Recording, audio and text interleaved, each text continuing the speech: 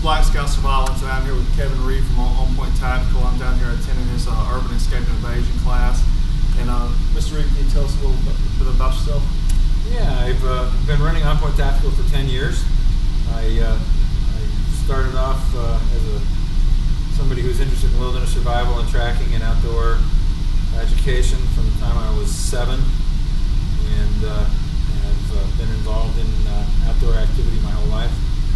I opened onPoint Tactical specifically to reach the military markets and teach them what we would consider fairly unconventional skills that they don't normally get in their training locations. So that was our objective. We changed after Hurricane Katrina to teach the civilian market as well. So now we have both markets that we address.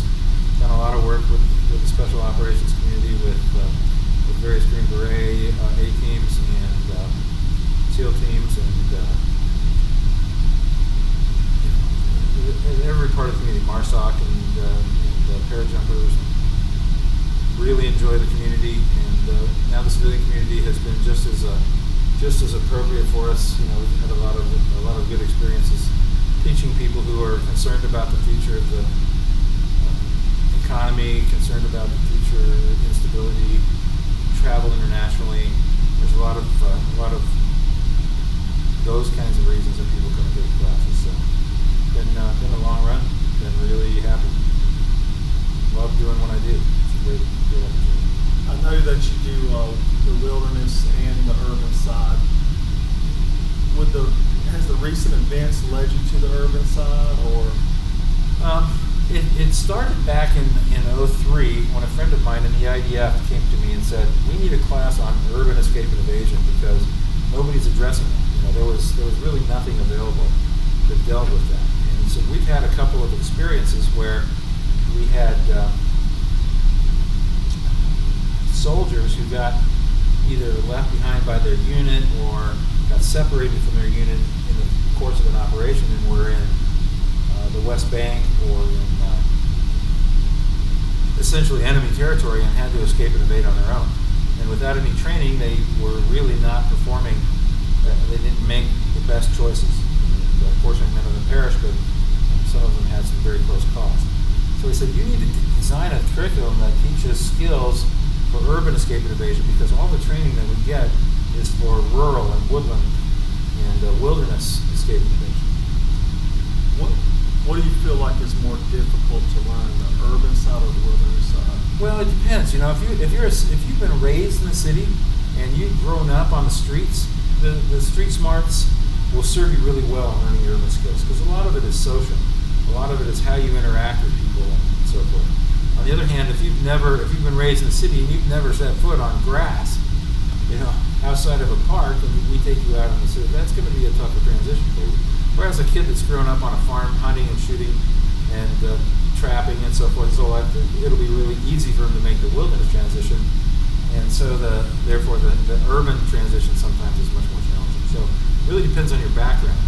And everybody tends to like it once they get going on it, but some people, I have students who come in from the countryside who are really uncomfortable in the city. I know that you talk a lot about mindset or skill set trumps gear. A lot of people in this community are so focused on gear, and I notice, you know, whole forums and blogs that's all they worry about. How do you feel like that is hurting, you know, people out there actually learning skills? Because, you know, a lot of preppers, they're out there buying goods and not knowing skills, and once your food runs out, you know. Well, you know, I have, in an escape and evasion situation, chances are if you have escaped from custody, you have on what you have on. They've taken everything from you. So whatever gear you had in your everyday carry is now in somebody's office, commandant's office, or somebody else has it. So what are you going to do if you don't have your gear? The problem is, if you're dependent on your gear and you lose it, you're done. So the whole idea of what we're trying to teach people is that training trumps gear. If I don't have the gear, I can either improvise, I can adapt my strategy, I can create gear, I can make it. You know, the whole idea here is not to be dependent upon the gear. And I consider it to be And you're right. There are forums that are dedicated. I'm not criticizing them. I think they're really interesting. I'm on them all the time. But there's an everyday carry forum. There's a gear bag. I'm as big a gear geek as anyone. I love gear.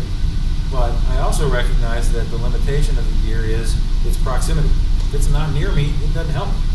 And I can't carry all the bags I got. I got tons of bags with lots of really cool gear. But I don't have a pickup truck big enough to haul us. Right. So I have to depend on some key elements, key pieces of gear. Knife, for example, my most important tool.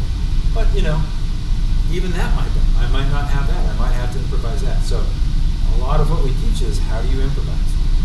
A lot of what we teach is how do you adapt without it. How do you overcome the lack of a tool.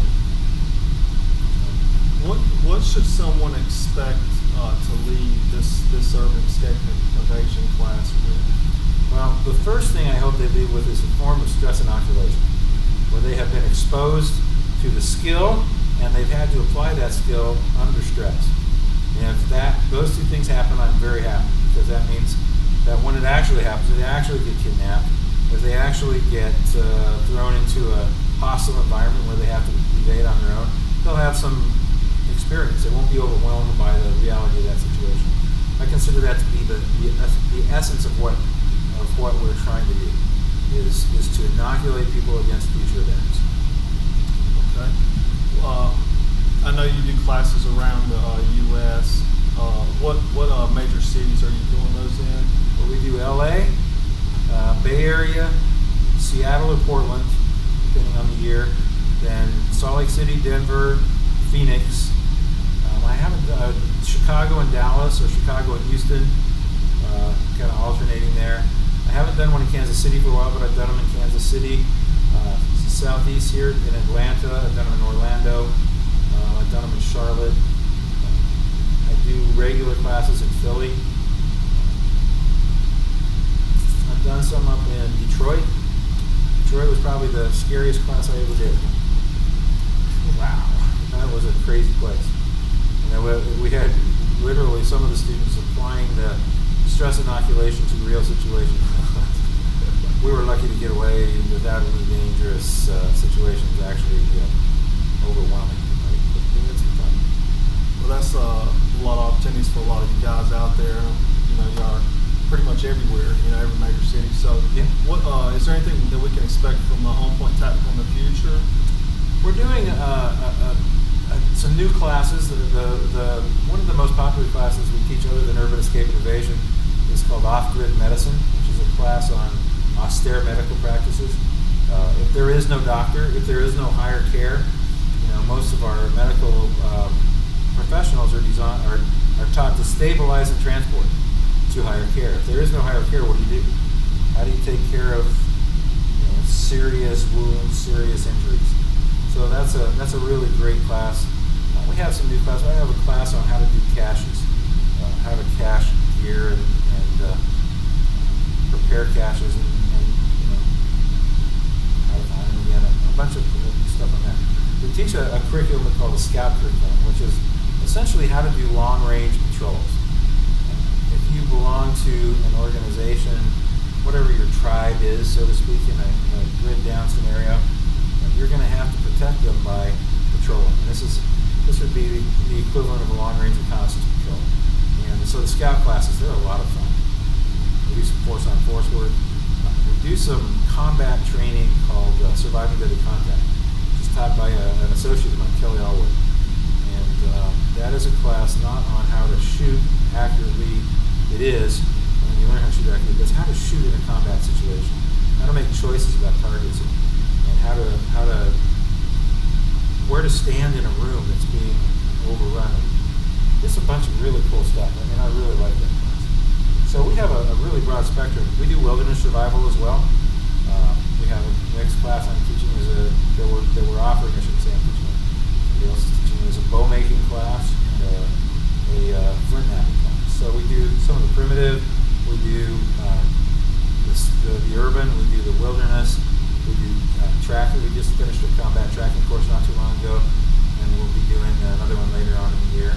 So we have a really broad curriculum. It's really great for me because I have a lot of interests. I like doing a lot of different things, and this gives me the opportunity to teach different things that I really enjoy. So it's been great for me.